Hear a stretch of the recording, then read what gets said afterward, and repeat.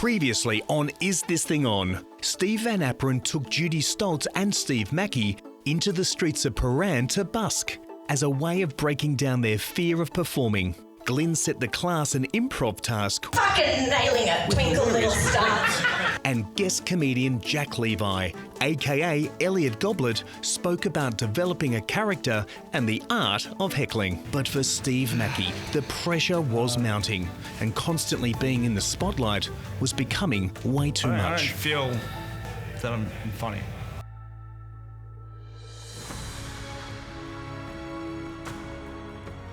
So here we are, day 4. So how are we feeling? Great. I need a nap. You need a Tired, yeah. Okay, who else needs a nap? Yeah, nap. You feel exhausted? Emotionally or physically or both? All of the above. Yes, it's a lot, isn't it? But you will endure. As my old Czech mime teacher used to say, "Ne, you will endure." Tears streaming down your face. I can't do this. Ne, don't be baby. It's amazing, isn't it, what we can do? I can see that the pressure is having an effect, but I can also see that your determination to get there is there as well, and that's what will keep you going. And yesterday... The heckling. The heckling. I got something out of it. Like your mum was smoking when she was pregnant with you. Cutting room floor. What you get heckled with, see if you can use their words, spin them around, use them in a different context and throw them back. Brad was the person who actually heckled Judy. She's not here today. Oh, broke her. Okay, so who last spoke with Judy? She's been really tired lately. Where did she go after the art gallery? She didn't come with her. I dropped her off. Where did you drop her off? Back here. Yeah. Yeah. So I was the last one to see her. And we just said goodbye. She wandered off. She was going to have a nice early night. She hasn't said anything to anyone? Her personal life has probably caught up with her maybe a little bit this week and been confronting. I think she's tired, and I think also we underestimate how much exhaustion can take a toll. Yeah. Everybody handles it differently. Some people laugh it off and some people don't. Yeah. I know she was really tired. I don't think it's anything exterior. It'd be nice to see if we can get her to come back so that she knows that she's got our support. She's probably getting a lot of sleep this morning, Yeah. in my estimate, so probably wouldn't follow up Till later. Yeah. I might wander down during the lunch break or something. Okay. The thing about this, for a lot of people, it brings up a lot of fear. And when we're dealing with fear, when we're very young, we usually either fight, flight, freeze, or become inert. What I'm trying to do is to make sure that you feel safe, so you don't feel fearful. When you're fearful, you cannot really express, because you go into a mode of either fighting or fleeing or freezing. And freezing is very common. You'll see that, particularly with young comics, you can see that they're frightened to death. It's like, you know, antelope in the headlights. Glenn hasn't mentioned anything because you're a professional and you keep confidence. But I hit a wall yesterday. I completely lost it. I was crying on his shoulder because I just felt fake. And the thing you said that was important, that little voice you talk about that says you're crap, you really nailed it. You brought that into context. So thank you. Rescue. This is a very safe environment and encouraging, but we're our own worst enemies. Like, even I was exhausted yesterday. I got into bed, I think it was maybe 1 a.m. and I couldn't sleep. Just running over, like, not even things that have to do with this. The only person that I can hear right now is, what if, you know? And then you just have to realise, but what happens if you fail? Nothing. I really want you to be as polished as you can be. And the way for you to get to that point is to feel safe, feel confident, but also to have an opportunity to sort of drill stuff. When you rehearse something and rehearse it, your body remembers it as well. So I want to get it into your bodies. So let me just ask you, a little show of hands, if you're feeling that your material is in a place that feels precarious. And how many of you are feeling like you're feeling okay with the material, you just like to polish it some more? I want to work with all of you, but for those of you who are feeling like it's really precarious at the moment, we'll work together. That's my job, is to make sure you're as good as you can be. One thing that I've struggled with, when you do your material for the first time, it's all fresh, but now we're going to be doing it again, and then we're going to do it again. Yeah. So trying to get that, because like the repetitiveness of trying to repeat, get the enjoyment You know what, Steve? It's very hard to rehearse stand-up. It's like any comedy, after the third time you've heard it, it's not funny anymore. We did the course in Adelaide not long ago, and the material, we drilled it and drilled it. I had forgotten how funny it was. So when we went on and did the performance for the audience, they were just going crazy with laughter. Now I remember it's funny, you know. But that's the way that stand-up works. Over the next 2 hours, the students worked in pairs or alone to further develop their routines. And with only 2 days to go before the performance, a sense of urgency was building within the group. I mean, your material is, and I mean it's genuine, it's really good. I love the way that you think. It's like really great comedy world. Glenn found time to work one-on-one with each of the 10 tryouts, ironing out issues with content and suggesting ways to sharpen the humour or reconstruct the joke for a better result. But I can't always make out what you're actually saying. Yeah. So be confident in the words that you've chosen because they're great. If you half sell an idea, it doesn't work as well. You've really got to commit to it. A lot of that's playing with just going up and having anxiety or getting up there and, you know, there's negative thoughts that I try to block out. And that's why I get mixed up because I've got a lot of things going on when I'm up on the spot. Yeah. And then that's when the words start not coming out. Meanwhile, Steve Van Apron was also working closely with the participants to address the insecurities that were inhibiting their performance. I'm concerned that the closer we get to the performance that I'm going to self-sabotage in some way, and I have pretty shit self-esteem. What is the biggest thing that you think likely is going to happen that's going to create that thought process to self-sabotage? That I'm going to get out on stage, know nothing, and run off screaming. Okay. Yeah. So is it correct in me saying, because we really need to highlight what the central problem is, so then we can work with that, okay?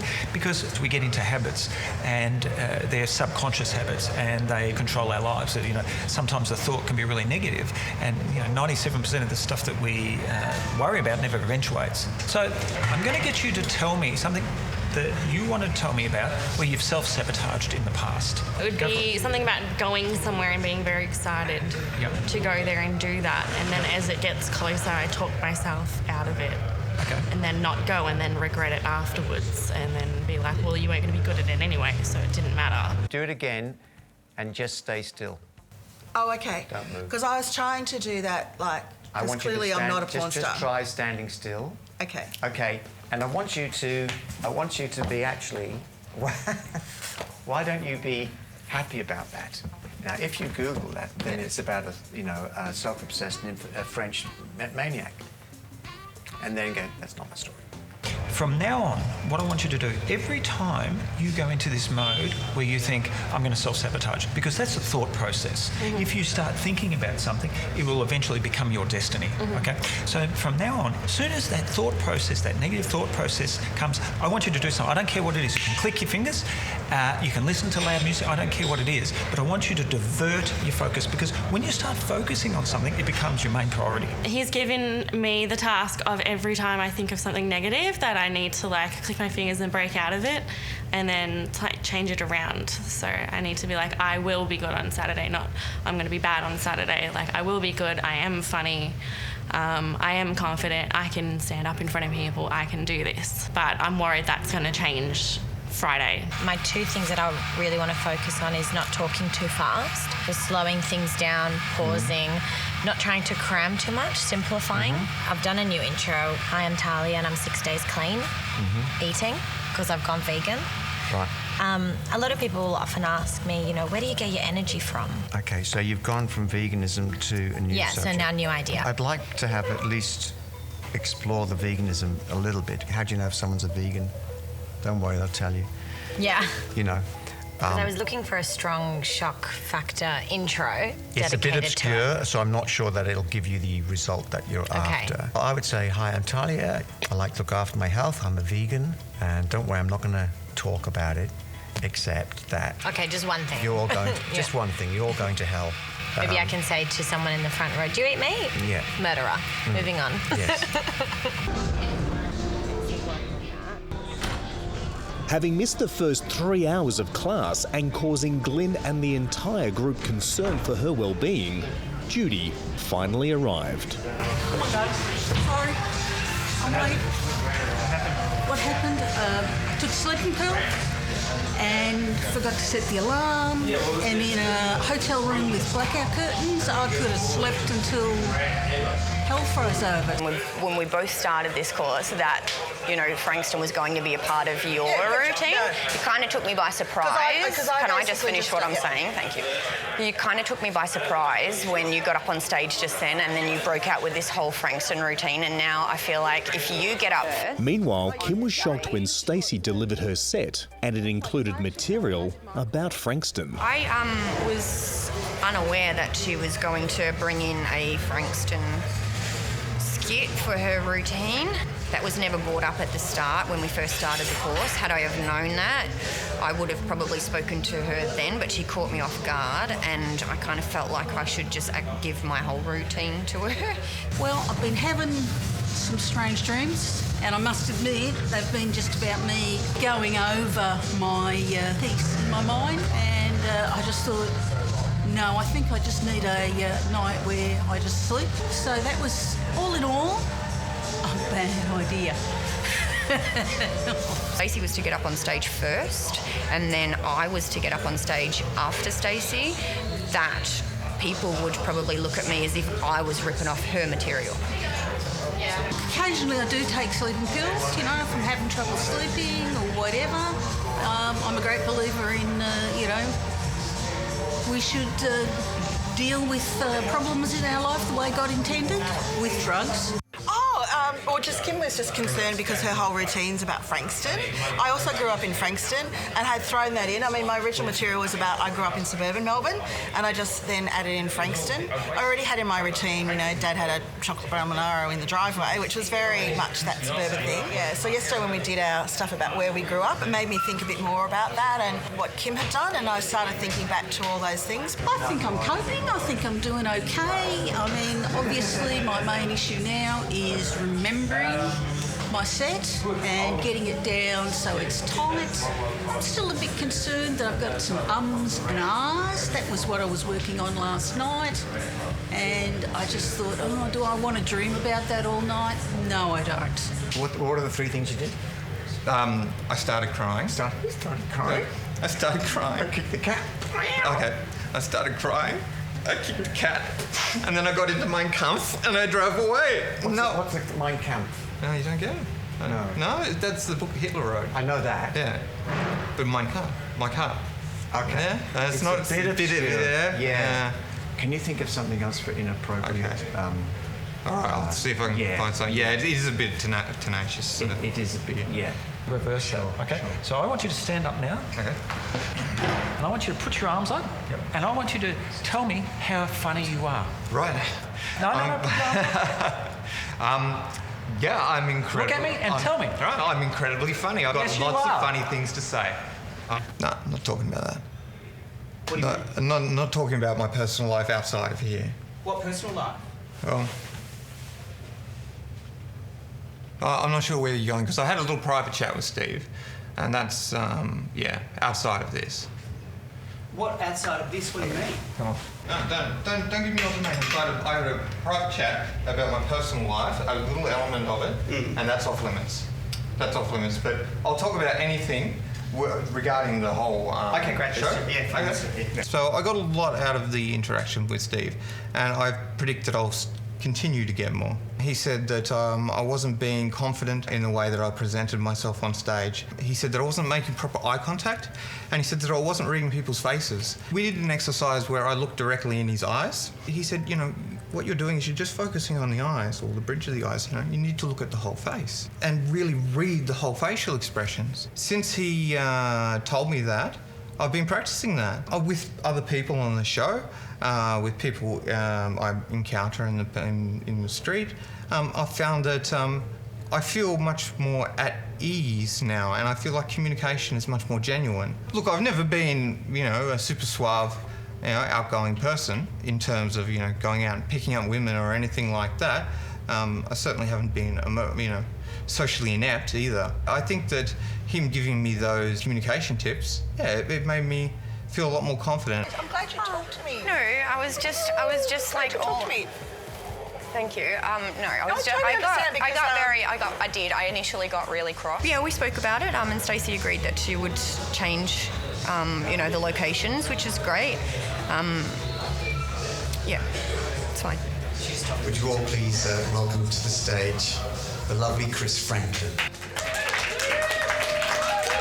Hi guys, how are you going? For those of you who don't know me, I'm Chris Franklin. I've worked around the country and around the world professionally as a comedian for the last 20 years, taking me to some amazing places. I had a little bit of success with a song called Bloke about 18 years ago. It's not about me today, it's about you guys. It's day 4, so I want to see how close you are to being ready to do your first stand-up gig. People often see me and they just think, fitness trainer. Chris Franklin's wealth of experience and laconic approach to performance made him the perfect guest comedian for day 4. He watched snippets from each performer's act and gave positive and insightful feedback that helped calm the nerves and rebuild confidence. You just said you're not sure about how to present yourself, stand or move or whatever. If you're unsure until you find a way, there's a mic stand for a reason. I never take the mic out of the stand. I'll leave that there, then you've got somewhere to put your hands if you want to. You're fixed because the mic's there. Until you're comfortable doing the other, which I never got comfortable doing. I still do it. I started out like that. I then start slumping. If you set that at the level where your mouth is, you won't be able to slump, because if you do, you're not going to be on the mic. During the session, Steve Van Apron took Steve Makki aside to work one-on-one. He felt he could help Steve overcome his anxiety through the use of hypnosis. Have you ever been hypnotised before? Okay, so what we're going to do is we're going to introduce what I call a rapid induction. Are you ready to give it a try? Yeah. You got nothing to lose, have you? All right, let's do it. When you walked up on stage, I thought, I hope you make reference to the brightness of your outfit, and that was the first thing you did, so that was great. I didn't understand why you couldn't make it because it was a Wednesday. Give her a stupid reason, something you do on a Wednesday. Wednesday's spray tan day or something, yeah. Here's what I'm going to get you to do. I'm going to get you to just put your hand, turn it over. I want you to focus on that finger there. And I'm going to give you a couple commands. And what I want you to do, a little bit more pressure, and 1, 2, 3. Sleep now, drifting down, relaxing deeper and deeper, deeper and deeper. With every word you hear me say, I just want you to drip deeper and deeper, more and more comfortable, more and more relaxed. Counting from 10 down to 1. By the time I get to 1, you'll be even in a deeper state of complete comfort, complete relaxation. 10 drifting, 9, 8, 7, 6, drifting deeper and deeper. The deeper you drift, the more relaxed you become. The more relaxed you become, the more comfortable you become. 5, drifting down further, just letting that body completely relax and sink into that couch, arms floppy. 5, 4, drifting down. 3, 2, and 1. Completely comfortable, completely relaxed. I did actually enjoy my time in hospital. I could have actually done without all the needles though. I seriously thought I was actually in the injecting room at Richmond. To me, actually putting an injecting room out there for people to actually inject in is like putting a childcare centre in the Vatican. I'm going to count to 3. When I count to 3 and you hear me say the word 3, your arm will just drop, completely relaxed, completely floppy. 1, 2, and 3. Perfect, relaxed. I'm going to bring you back into the room, and when I bring you back in the room, I'm going to get you to completely erase your first name from your head. You will simply not be able to remember your first name. No matter what you do, no matter how hard you try, you will not be able to remember your first name. If you understand that, just nod that head. Okay, coming back into the room, 1, 2, and 3, eyes open, wide awake. Just shake it off, shake it off. How do you feel? Yeah? Be relaxed, comfortable? Yeah. Okay, no problems. All right, just going to do a bit of a test. What's my name? Steve. What's your name? If I'm going to introduce you, my name's Steve. Pleased to meet you. Your name is? Can't remember your name? Okay. Just relax. 1, 2, 3. Sleep now, drifting down deeper and deeper. Here's Judy Stutz, everybody! On my way to the theatre this evening, I was hassled by a homeless guy. You know, with a container, he's rattling at me, wanting money, and I hate it when they do that because it reminds me they have more money than me. I want you to remember a time in your life that you can remember something you did and you're really confident. When you can remember that time, just nod that head. Okay. I'm going to get you to really think now about not any negative aspects about your performance, because you are funny. You are very good at delivering stand-up in front of audiences. In fact, you're going to notice a total shift in your life. You're going to be able to stand up, you're going to be able to deliver, and you know what? Every time when you have to stand up and deliver a joke, I'm going to get you to press your thumb and first finger together. It's like going to be a power surge. That power surge is going to give you that degree of confidence, and it's going to emanate around you. You're going to know how confident you're going to feel. Do it now. Touch those two fingers together and feel that surge. Can you feel a surge of confidence? If you can, nod that head. Excellent. I'm going to bring you back into the room. I'm going to count from 1 to 5. When I get to 5, you're going to feel absolutely energetic. You know that no matter what happens, you're going to deliver, you're going to be funny, you're going to be good, you're going to be confident, and nothing will get in your way, nothing will stop you. 1, coming back to the room. 2, taking a deep breath, nice deep breath. That's it. 3, coming back. 4 and 5. Eyes open, wide awake. Whew. How do you feel? Yeah? All right, shake it off. Just shake it off. You know one thing, first thing I noticed, for the first time you're actually looking me straight in the eye. Good on you. There was definitely a visible change in Steve's demeanour, but the real test would come once he got on stage under the scrutiny of seasoned professional Chris Franklin. I went to the subway the other day. Geez, I'm busy. And I was busy man. There's no labelling. I don't know if you've noticed it, but there's never any labelling, and I'm looking at it, and there's 3 different types. There's like an orange-looking cheese, there's a cheese with holes in it, and like a normal, like a bright yellow cheese. I don't know what I'm looking at here. Anyway, so I said to the guy serving me, I said, I'll go that orange cheese. He said, that's tasty cheese. I said, tasty cheese. I haven't tasted it yet. I'll be the judge if it's tasty. Then I was looking at the other 2 cheeses, and I felt a little bit sorry for them. I mean, because let's be honest, like, what chance have they got? They're competing against tasty cheese. They never had a chance to begin with, did they? It's a little bit like the kid that never got picked up in the football team. Well, guess what, Cheese with Hot was in it. Today's your lucky day. I'm picking you, you're in the team. And you're not in the starting squad, you're going to be a sub. This was Steve Makki like we'd never seen him before. Under hypnosis, Steve had alleviated his anxiety and filled him with a confidence that reversed his apologetic delivery. Suddenly, everything he said was funny. If I was to give you any criticism, I'd say just slow down a little bit. Not much, because the pace is good with what you're doing, but I lost a lot of your words because of the speed you were talking.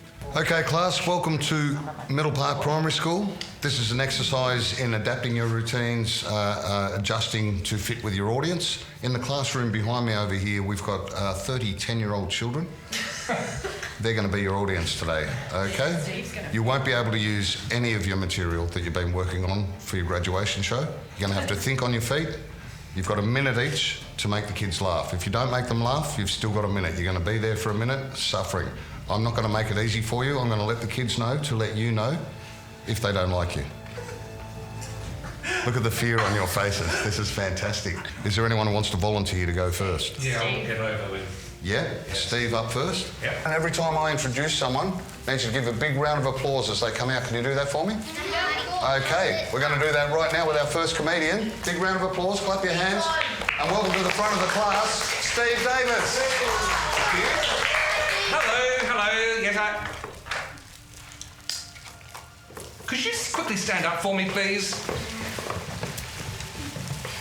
I don't want to be too personal, but you're the shortest high school students I have ever seen in my life. And the noisiest. Where does your butt smell like? Banana!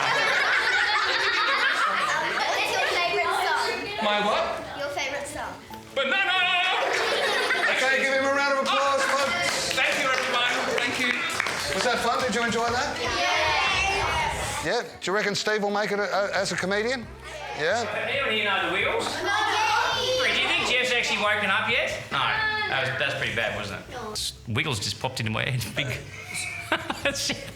Thought maybe I could do some fart jokes, but I thought that's just not right. Let's take an easy way out.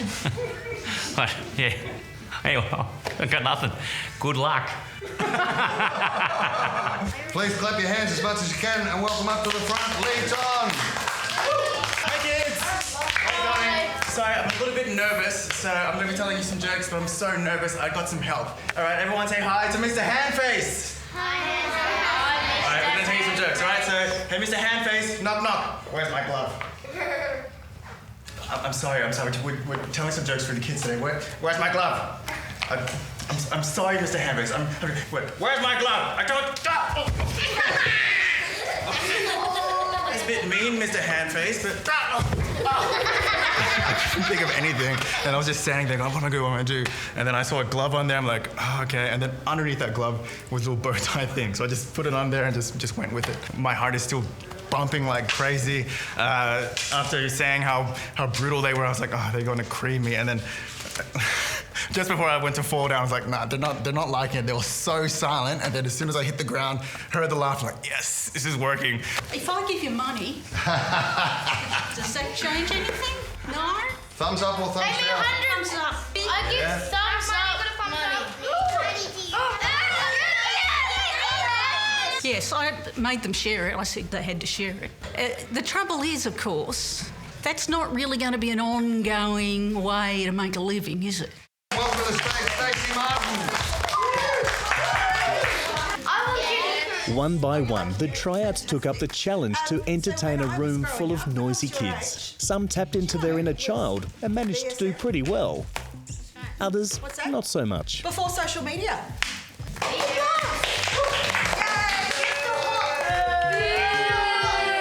That was Stacey Martin. So I actually brought it on myself, right? If I should have said boomy and they would have laughed. Simon says, jump up and down. Jump. Okay. Simon says, stand like this. Simon says, jump up again. Simon says, laugh.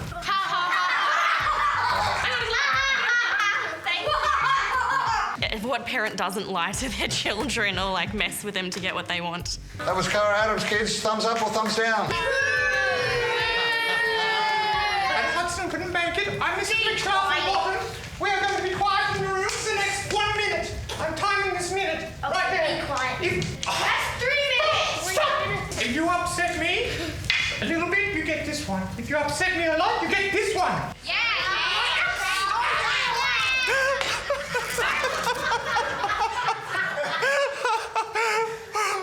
I think it worked.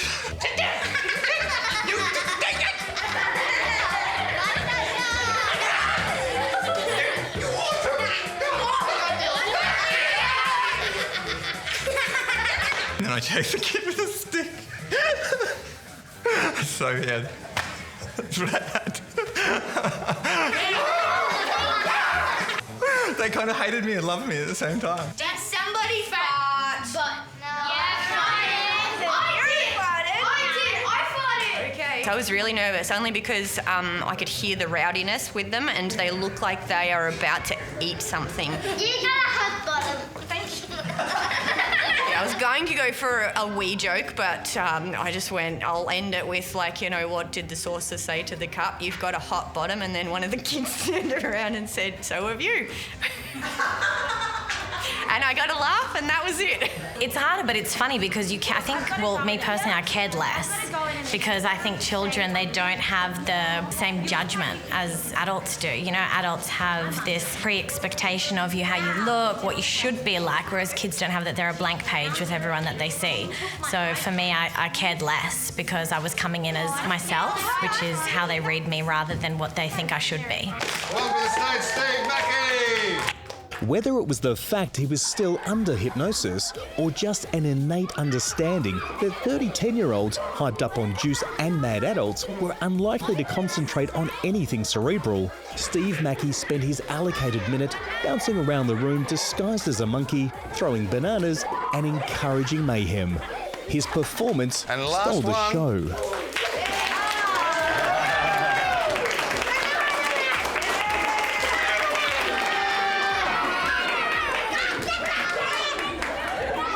I think they did fantastic. I told them to think about changing what they do, mixing things up, and it was great to see all the different ways they thought about doing that. Hand puppets and jumpers over the head or physical comedy falling over, getting to the kids' level, basically. So, Yeah, they all adapted pretty well. The kids were brutally honest like we expected them to be. If they didn't like someone, they let them know. A bribe? No, and it almost went awry here as well because tried another bribe when we were judging the winner, and so another kid got one, and I've had kids coming up to me going, what's going to happen with that money? Any situation is different in comedy. You can have a good routine that kills in one room and have another room of adults that it won't kill in for some reason, and you've got to learn to adapt, and they all did it beautifully today. Next week on Is This Thing On, it's day 5, and with just 24 hours before their debut performance in front of 300 people, tension is mounting, conflict is rising, and patience is running out. Do you want me to follow him? Glyn has his hands full, keeping everyone on track and focused on the work, while guest comedian Joe White has a special outing that will keep everyone grounded.